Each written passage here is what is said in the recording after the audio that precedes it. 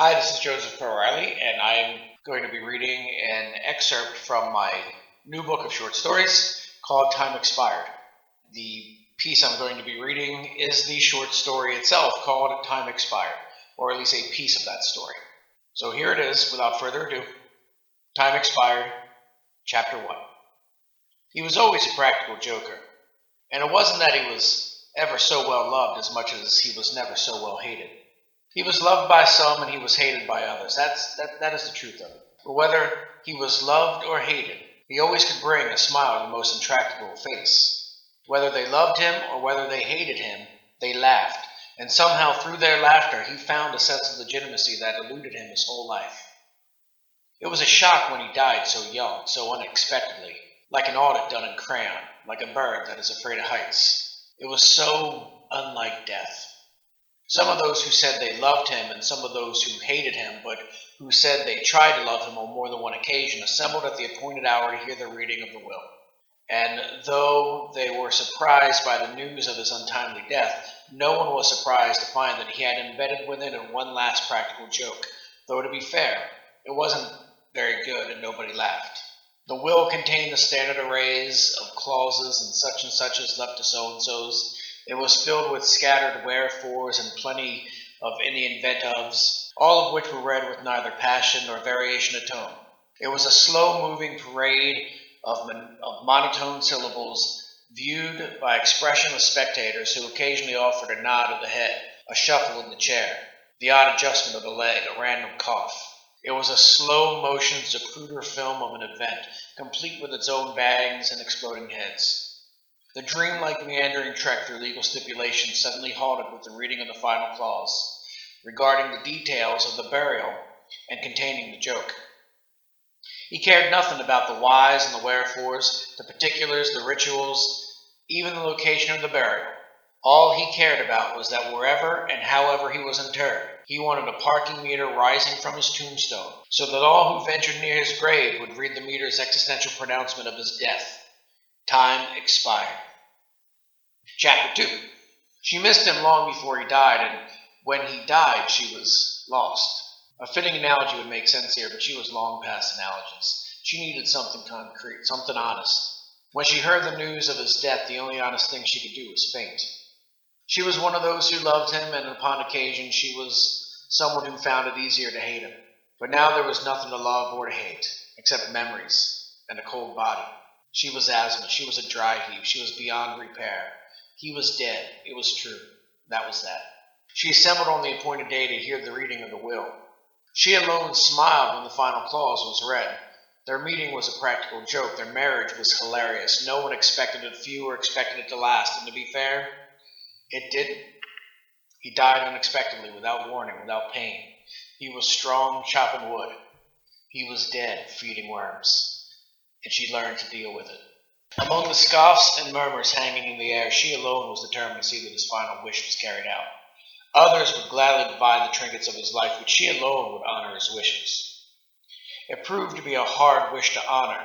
No one had seen one in a parking meter planted on their grounds amidst the solemnity of religious icons and civic monuments. After a myriad of aborted attempts, she found her way into a Baptist church, speaking to a man behind a large wooden desk, wearing a dark blue suit with neatly trimmed hair and a hoax of a smile. She sat in a small chair set before his large desk and began her well-rehearsed request. Ma'am, he interrupted after a few sentences, let's cut to the chase. Was this man a Christian? Not exactly, she hesitantly answered. Not exactly, he asked condescendingly. Could you explain to me how he was not exactly a Christian? Because you're either a Christian or you're not. There's no not exactly about it. That's like saying someone is not exactly pregnant. But you and I both know that a woman is either pregnant or she isn't. So tell me, which is it? He was not a Christian, she tossed out before him. I see. The minister snickered, his eyes rolled up into his head as if he were spying on his own thoughts. So the answer would be no, wouldn't it? Not exactly, she rebutted. What do you mean, not exactly? He was not a Christian. I seem to remember some place in the Bible where Jesus says that anyone who isn't against him is for him. So according to Jesus, if he was not a Christian, then he was a Christian. Well, the minister said, resuming his condescension. I appreciate your use of scripture to make your case, I really do. But it appears as if we are in an impasse. Jesus also said that anyone who was not for him was against him. So let me put it this way. Was your husband born again? She knew that the correct answer to the question was a resounding yes. She also knew that that answer would be a lie. No, she finally admitted after a moment of squirming in her tiny chair. He wasn't born again, at least not the way you mean it. In fact, he often said that being born once was more than enough. So he wasn't saved, was he? She was silent for a long time, scrutinizing the man with neatly trimmed hair sitting behind a large wooden desk in a dark blue suit, wondering what kind of satisfaction he was getting by making a woman in grief squirm before him, wondering what kind of man coerces a woman to declare her recently departed husband unsaved. She refused to give him the satisfaction he seemed to be so desperately seeking. I don't know, she simply stated. That's between him and God. Well, according to God, he said, raising his eyes and his palms toward the ceiling, those who aren't Christian are not saved. You didn't know him, she said sternly, almost whispering, almost growling. He was a good man. He was a loving husband and a good father. He provided for us. He sacrificed. He never hurt anyone. He was faithful and compassionate. And because of the person he was in life, he certainly deserves more death than to be denigrated by you or anyone else, even your God. If the only fault that God finds in him was that he was not a Christian, if being the good man that he was is not good enough, she tried to continue, but her emotions overtook her, and she was forced to pause. With all due respect, ma'am, the minister said in a tone that suggested that she deserved no respect at all. Good people don't go to heaven. Christians do. In her mind, she was beating him to death with her chair. In her mind, she was hurling curses at him that would make a drunken sailor blush. In her mind, she was telling him in no uncertain terms what a hypocritical, petty, puny, narrow-minded, used car salesman of a person he really was. Outwardly, however, she forced a smile. Look, I'm not asking you to condone anything about him. I'm just asking you to allow me to honor a dead man's last request. You're my last hope. I'm just asking you to show a little compassion. Please. Her voice cracked. Tears leaked from her green eyes, rolling down her cheeks. I'm sorry, the minister said as she fondled for a tissue in her purse. I'm truly sorry for your loss, and I'm deeply sorry for your troubles. But the fact is that our cemetery is for church members and their families. Neither you nor your husband have ever been members of this church. You aren't even Christian. I'm afraid I'm going to have to follow the advice of Jesus and let the dead find a way to bury their own dead.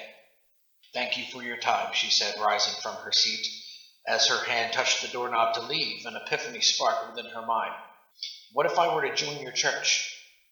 The words expanded in the room, crowding out everything else. I just don't think that's a good idea. Why? You'd only be joining the church so that your husband could be buried in our cemetery. That just wouldn't be honest now, would it? How do you know that God isn't using the situation to lead me back to the church?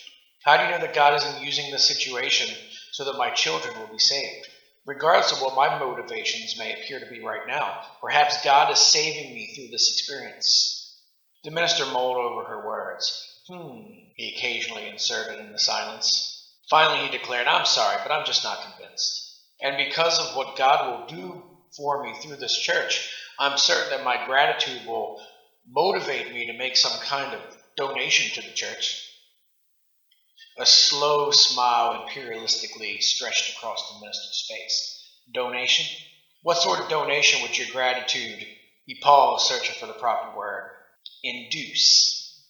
Oh, she said coolly, I'm certain my gratitude would induce a large financial donation in whatever amount is deemed appropriate.